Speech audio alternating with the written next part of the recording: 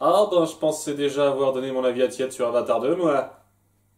Avalonia, un film Disney que je n'ai pas pu découvrir à sa sortie, pour une raison toute simple, c'est que c'est pas sorti en France en fait, c'est sorti dans presque tous les pays sauf la France, euh, à cause du système, je ne sais plus comment on appelle ça, qui fait qu'on ne peut pas diffuser à un écart très court un film en même temps sur une plateforme en streaming et au cinéma. La chronologie des médias, c'est ça, un truc quasi exclusivement français, n'hésitez pas à me reprendre s'il y a d'autres pays qui utilisent ça. Et donc, à cause de ça, étant donné qu'il faut un certain écart entre les diffusions, eh bien, on n'a pas pu avoir ça en France. Et il a fallu que j'attende que ça sorte sur Disney+, pour pouvoir le voir enfin et me faire ma propre opinion et me rendre compte que ben, c'est dommage dans un sens que ce ne soit pas fait au ciné, que ça n'ait pas été vu au ciné pour ma part, tout simplement parce que c'est clairement un film qui s'apprécie davantage en regardant sur grand écran. Puisque son point fort, c'est clairement sa recherche visuelle. Le reste est c'est assez juste, je trouve. Ce qui fait que je suis désolé, mais je vais pas être très positif dans cet avis à tiède. Ah, et un nouveau cadeau de Noël, c'était pareil l'année dernière, il me semble, où c'était pas super génial la critique que j'avais fait pour le début d'année ou pour après Noël, je me souviens plus exactement. Toujours pareil, ça se passe jamais bien ça. J'espère que vous avez passé de bonnes fêtes malgré tout. Bonjour de leur venir, tout ça. Voilà, les formalités c'est fait. Et donc parlons de Avalonia, qui raconte l'histoire d'un monde un petit peu imaginaire, hein, qui n'existe pas, hein, complètement inventé, où il y a une colonie de gens qui doivent trouver un moyen de survivre. Et dans une expédition qui est lancée par une sorte de héros très reconnu qui s'appelle, je sais plus quoi, Clyde, je vais pas retenir tous les prénoms, hein, c'est pas des prénoms simples à retenir pour moi, je ferai ça lorsque je ferai le Disneyfield. Hein. Il y a son fils qui est du genre beaucoup moins aventureux, moi je fonce dans le tas que lui, et qui est plus du genre, ah j'aime bien les plantes, j'aime bien m'intéresser à ces trucs là, et très vite, hein, je vous fais le résumé, ça dure 5 minutes au tout début, très vite il y a une dissension qui se fait, et il a trouvé, un petit peu par chatte, la plante qui va aider au maintien de la civilisation, qui est une métaphore très simple, facile à voir, de l'énergie qu'on utilise nous, l'électricité.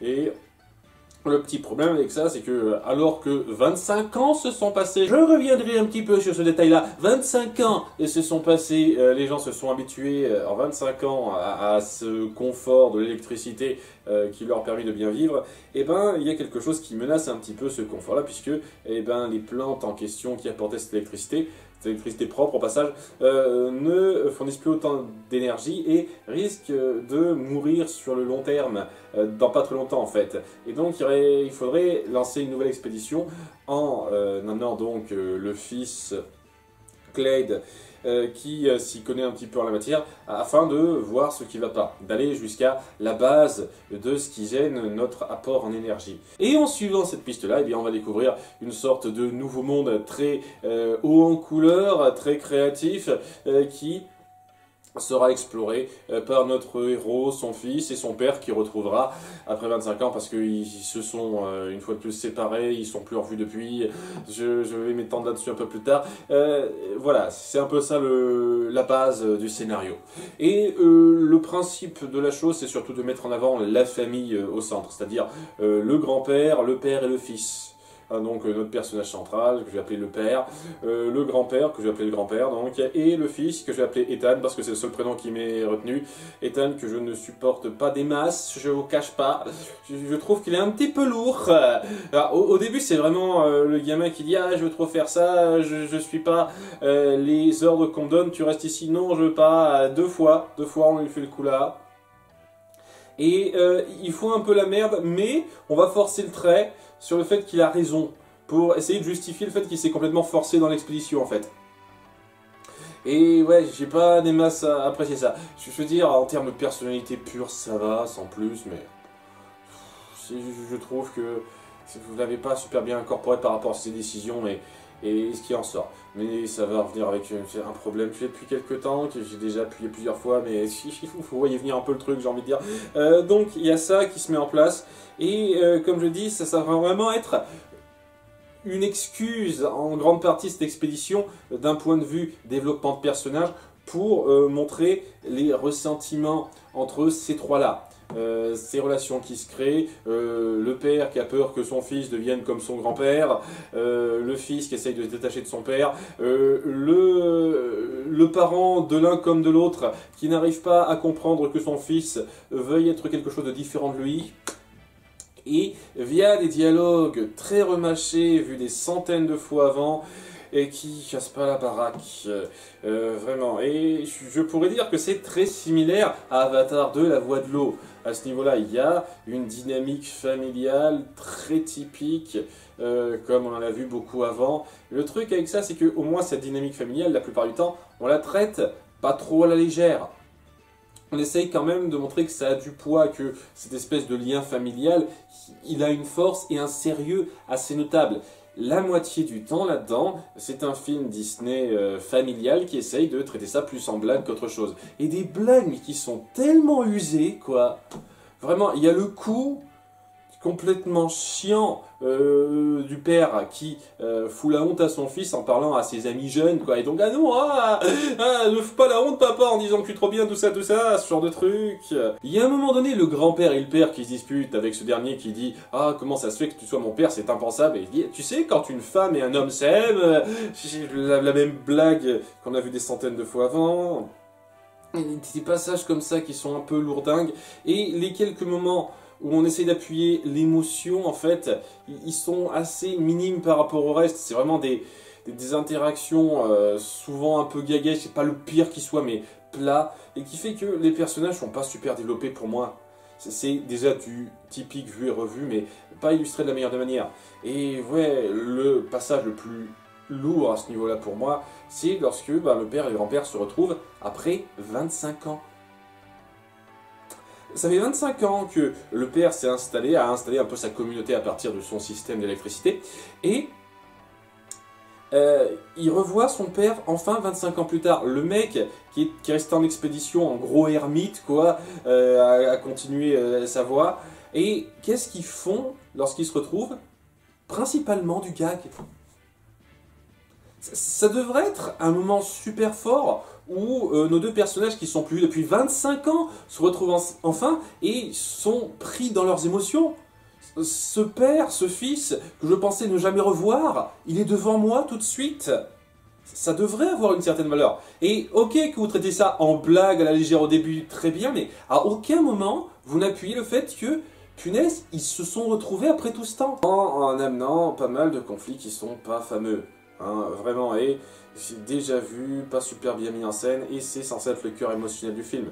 La relation entre ces trois-là, et le fait que le fils, de chaque côté, doit faire comprendre au père qu'il ne veut pas être comme lui. Il ne veut pas suivre la même voie. Cette partie-là, j'ai trouvé assez plate. Je vous cache pas, c'était plutôt plat, hein, et étant donné que ça représente le gros du truc, c'est vraiment le problème, parce que on va se faire un truc qui est un peu équivalent à Oliver et compagnie pour moi, c'est-à-dire un film qui, dans son récit, casse pas la baraque, mais qui m'inspire pas des masses pour le critiquer en détail, vous voyez, c'est pas fameux pour moi. Puis bon, il y a des conneries à côté, je veux dire, je me suis un petit peu plein de l'humour là-dedans, mais il y a des personnages qui sont ancrés pour le gag, qui sont pas fameux, notamment un des ingénieurs qui suit l'expédition, qui est juste un gros débile ambulant, histoire de faire rire. Il y a le chien, qui est un chien typique, seulement on lui demande de faire des trucs de pas chien seulement, et c'est un chien typique donc il les fait pas. Ça sert complètement à rien, je comprends vraiment pas pourquoi vous faites cette merde là, et ouais, des tonnes de petits détails comme ça. Je pourrais me pencher sur certains trucs de l'histoire, mais c'est en lien avec le point que je trouve le plus intéressant dans ce film, et qui vaut le coup au moins de voir ça sur grand écran si possible, si vous le pouvez, sinon faites avec ce que vous avez, à moins que vous ayez un super écran large chez vous, hein, ça sera une petite perte. La découverte de l'univers, et sa grandeur, sa créativité, et ce qu'il représente en termes de signification. Parce que c'est pas juste un univers coloré où on fout un petit peu tout et n'importe quoi à notre gré sans penser un petit peu à la logique de la chose. Il y a une logique, il y a une raison à ça qui sera dévoilée au bout d'un moment. assez tardivement, que j'ai trouvé très intéressante. C'était très bien pensé. Déjà, la recherche visuelle est très bonne et c'est un vrai plaisir pour la vue de découvrir ce qu'on montre, quoi. Le monde est vraiment vivant à découvrir, très divers, très varié et vraiment réfléchi. C'est un vrai plaisir immersif à découvrir visuellement et si c'est le genre de truc que vous jugez comme étant très important, voire primordial pour apprécier un film, ben vous aurez de quoi vous plaire à cet égard-là. Vraiment, très bien fichu, très bien rendu. On essaye de lier ça un petit peu à la morale de fin de l'histoire, parce qu'il y a la morale un peu émotionnelle centrale autour des trois persos principaux qui cassent pas la baraque, pas super bien fichu. On a déjà fait ça avant, mieux je trouve pour moi, et c'est vraiment beaucoup de poncifs, hein. Truc déjà fait avant. Mais il y a une seconde morale qui est pas mal dans l'idée, même si un peu naïve, un petit peu naïve sur l'énergie, comment la gérer, l'éthique autour de ça. On essaye d'amener un petit peu la chose avec des gros sabots. Au début, je vous cache pas, le moment où on a instauré un petit peu l'idée de la chose, c'est-à-dire au bout de 35-40 minutes de film, ça prend le temps hein, avant de venir cette partie-là du récit, hein, d'un point de vue moral. Et ouais, c'était lancé dans une partie de JDR un peu particulier, du fils de Ethan, là, et qui leur balance que dans son jeu de JDR, eh ben, faut pas faire de trucs violents. C'est pas le principe, on lutte pas contre les créatures, on essaye de créer une sorte d'harmonie où tout se règle majoritairement par pacifisme, ce genre de truc. Et donc on n'est pas là pour buter des dragons, etc. Ce qui fait que c'est très bizarre en ce qui me concerne, puisqu'il y a des trucs qui vous demandent d'utiliser des arbalètes, des armes directement. Il y a des créatures qui s'appellent des démons quelque chose. Donc je me dis, ouais, pour un truc qui veut pas qu'il y ait de violence précise dans le gameplay, c'était pas super clair, hein. Vous renvoyez des ondes un petit peu perturbantes, je trouve, rapidement, hein. Et ouais, c'est un truc qu'on force un petit peu au début. Ah, je vous cache pas, j'ai pas été super fan de la façon dont ça a été introduit, ça, avec le père et le grand-père, le père en particulier, qui ne comprennent pas le principe de faire un jeu où on castagne pas les trucs. Alors, le grand-père, je comprends, c'est un grand aventurier qui adore foncer dans le tas sans trop réfléchir. Je comprends pour le grand-père. Le père, c'est un fermier qui gère des plantations pour bien aider la population. Comment il peut pas comprendre le principe d'un jeu où on doit harmoniser les choses et pas se battre stupidement contre les trucs? Pourquoi il se dit « Ah mais c'est quoi ce truc? Je comprends pas. » Je ne comprends pas. Le truc à part pour appuyer que Ethan est le pacifiste qui va bien faire à la fin parce que c'est lui qui comprend mieux. Voilà. Donc ça c'était très gros et pas super bien amené. Et surtout ça va de pair avec le truc, autant le dire tout de suite. Voilà, les parents ne comprennent pas leurs enfants et c'est aux parents de faire un effort pour les aider à se sentir mieux parce que les enfants sont ceux qui font le plus d'efforts au bout du compte. Chaque fois, c'est toujours pareil, c'est toujours dans un sens, c'est unilatéral.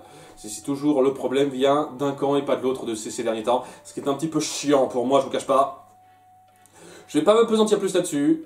Ça commence à bien faire de me plaindre et de gueuler là-dessus, mais c'est clair et net que répéter ça ad nauseam dans la plupart de vos films récents, ça commence à devenir un petit peu lourd. Enfin bon, reste que c'est cette idée qui mettra en place la résolution et comment ça va se gérer à la fin. Je vous cache pas que c'était prévisible une fois qu'on a vu ça et que c'était forcé à ce point. C'était prévisible comment allait se passer à un certain degré la résolution. Et c'est exactement ce qu'on a, hein. C'est pas le film le plus surprenant à voir. Tout ça pour amener donc à une morale en lien notamment avec les problèmes de ressources. Le fait qu'on ne puisse pas les avoir éternellement et comment essayer de gérer ça par la suite. C'est cool d'essayer de gérer des problèmes qui sont totalement actuels de la part du film. C'est un petit peu naïf, la résolution, la conclusion, mais c'est mignon et suffisamment engagé dans l'idée pour que ce soit un petit peu louable, ça. Mais c'est, comme je l'ai dit, en lien avec l'univers visuel, la créativité autour de ce monde que vous nous offrez qui est très intéressant. vraiment très intéressant dans sa recherche visuelle et dans son fonctionnement. J'ai beaucoup aimé ça, c'est la partie qui doit être retenue si vous voulez être positif sur ce film. Cette idée-là, si vous voulez voir un bon univers être déroulé sous vos yeux avec sa logique et sa créativité, vous y aurez droit avec Avalonia, c'est sûr. Et ça vaut le coup un peu pour ça. C'est ça qui sauve en partie ce film et qui le rend plutôt correct en dépit de son côté assez plat globalement, parce que dans son récit, le lien entre personnages, pas mal de développement, c'est pas affreux. Je trouve même l'humour, il casse pas la baraque, des fois il est un petit peu lourd, mais c'est pas le plus irritant qui soit, c'est juste que c'est plat quoi. Le récit au-delà de l'univers est plat. Et n'aide pas à mettre grandement en avant les personnages, n'aide pas à mettre grandement en avant les rebondissements, la plupart des rebondissements, n'aide pas à être particulièrement attaché à ce périple. Et c'est une bonne chose que le périple soit quand même en lien relativement étroit avec l'univers qu'on met en place et sa logique et sa créativité, une fois de plus. Ça, c'est quand même le truc à retenir. Et ouais, pour ça, je regrette pas totalement ma petite séance, entre guillemets, c'est pas une séance, j'ai vu ça sur mon ordinateur, mais je regrette pas d'avoir vu ce film pour ça. Alors moi, c'est vraiment dommage parce que je trouve que c'est un peu comme pour Raya, à un certain degré. C'est-à-dire que on sent qu'il y a vraiment un énorme potentiel derrière les concepts, l'idée, la mise en place que vous nous donnez, mais vous développez très mal les choses. Vous accentuez trop la chose sur le gag pas très bien réfléchi, les grossièretés de personnages, tout ça, et ça aide pas des masses à bien illustrer l'univers très créatif, une fois de plus, que vous avez créé. C'est dommage, c'est dommage. Je trouve que, comme pour Raya, avec une bien meilleure gestion de l'histoire, vous auriez pu donner un très beau film, parce qu'il y a vraiment le cadre parfait pour donner quelque chose de très bon. Mais non, vous êtes parti sur des poncifs, du convenu, parce que vraiment les conflits entre parents-enfants, c'est ultra convenu. Et du gag qui aide pas une seule seconde à élever ce film plus que ça. Hein? C'est malheureusement pas une grande expérience, mais j'en ai retiré quelque chose au moins. Ce qui me fait particulièrement soupirer là-dedans, c'est que je sais que je vais être un petit peu obligé de faire un Disney-film là-dessus, et je vais pas être inspiré pour dire grand-chose en fait, pour faire grand-chose. C'est le même niveau d'inspiration que Oliver et compagnie, et je suis assez d'accord pour dire que ma critique d'Oliver et compagnie, c'est pas une des meilleures. Hein. Tout simplement parce que le film ne me donne presque rien.